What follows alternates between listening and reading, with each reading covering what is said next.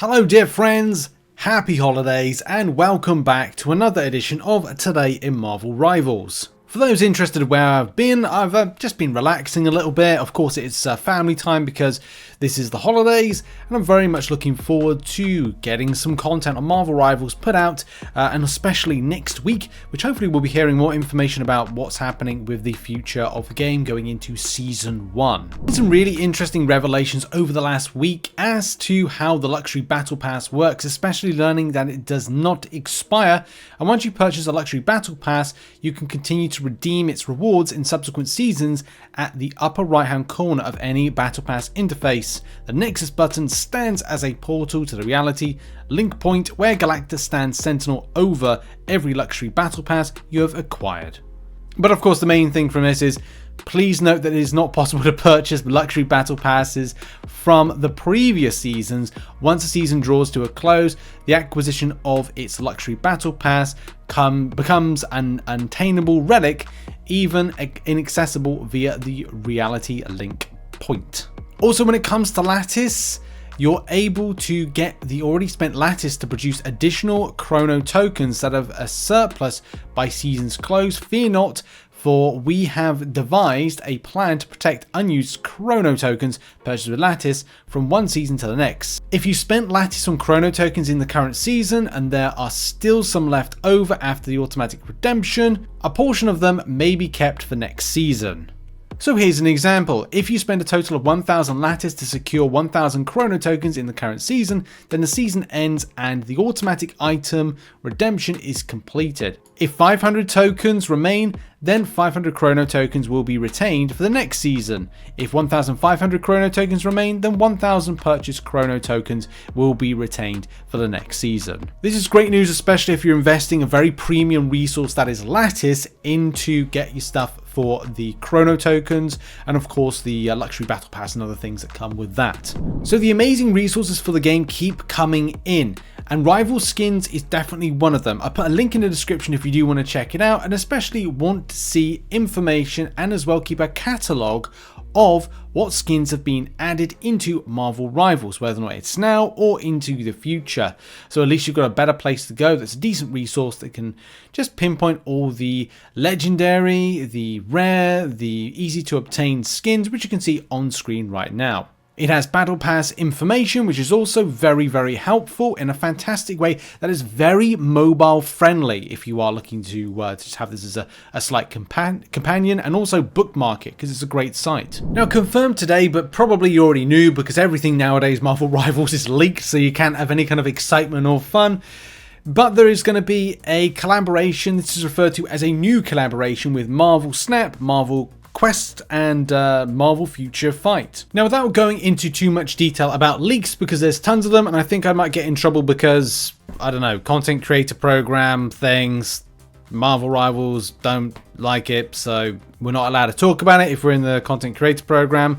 But it looks to be some kind of, I don't know, sprays or other things. So there could be a bundle to purchase.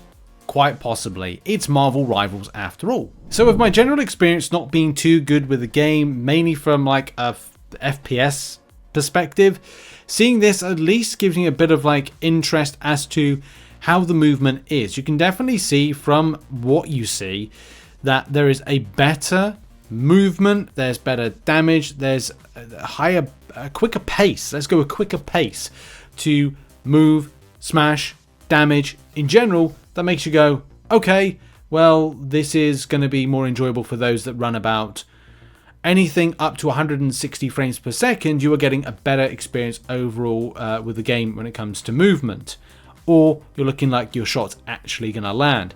That is something that I'm definitely like so frustrated to see at times because look, everyone wants to play this game. Now, I do have a new PC that I'm going to install at the end of January, after I've kind of covered a lot of things when it comes to videos that I want to make on the channel and on my other channels.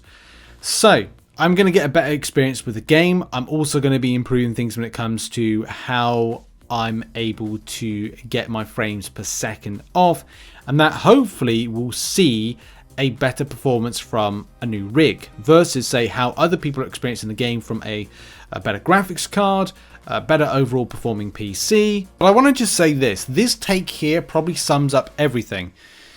Mission says you're playing with a legit handicap.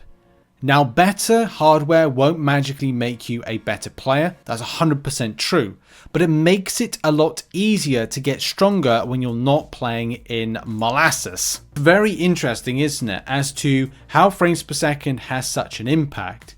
Even when there's streamers finding out that they have a top range PC and then finding out that their chat is going like, well, you do realize that you're doing stuff that a lot of other people don't and can't do. If you're running on a potato laptop, then let's face it, you ain't going to be running that potato into gold anytime soon. And of course, everyone else is going like, well, I'm stuck with my potato trying to at least have fun. Either way, roll on next month, roll on a new PC. I cannot wait to at least find that my experience is better with the game as a result of this. By the way, put in the comments, what PC do you play on? And what's your experience? Same thing when it comes to console. If you play on PS5, are you finding it functioning well? Xbox, what are your thoughts? Put it in the comments. So next up, we've got this little strategist tip. This is by Daniel Fenner, link in the description. So Daniel says that when you start off, change between different strategists, mainly starting off as Rocket, putting out your overhealth packs, then switch from that to Jeff and do your little speed boost, then of course choose your strategist of choice to help you boost as well, to kind of like well, not boost, to kind of get yourself set up with the strategist of choice. This is like a next level thing to kind of like do that with these packs. I'm sure Marvel Rivals or NetEase will end up like nerfing this in some sort of way, but this is fantastic and good strategy and a lot of fun that you can at least go, let's get my team off starting pretty well. I'm sure a lot of people will actually use this, if you didn't know this, to do already if you are running a strategist based main. Next up, and if you've ever wanted to, I laugh at this, but this is, if you, mods are getting a bit out of hand at the moment. There's some good mods in game, but if you ever wondered what a Jeff the Landshark, and it is a Jeff the Landshark, but Professor X would look like, well, hey, look no further. Ultimately take away from the, shine of things when it is, it's modeled. I'm not going to say it's modeled well, it's modeled. It's an interesting mod, it's a mod, ladies and gentlemen. Some mods are good, let's face it, some are questionable, but this, every time I see it, it just makes me laugh. I'd love to see Professor X in game. I think he'd be good as a strategist. I don't think, and of course, you know, I just don't think he'd be good as a DPS. If anything, I think that they would bring him in as the Phantom X, Professor X version, not the wheelchair version or hover chair version, which of course you see on screen right now. It just will not work overall. But I tell you what, mods, the mods are getting out of hand. I've seen some stuff, man, and let me tell you, I wish I never saw that at all. Anyway, tomorrow we should have a really cool video about tier lists, or at least popularity around actually used characters that are top rated based on stats and figures that have been produced by game data. I'm looking forward to delivering that, and I may have like a final Jeff the Landshark Winter Festival video, and then I'll take a little break before, you know, preparing for season 1 and a lot of the coverage that will be coming from that, because it's going to be a hell of a fun time. I appreciate you all for the support this year, and we're going to have a massive 2025 and do some real strong stuff, so I appreciate you. I'll see you in the next one. Bye bye.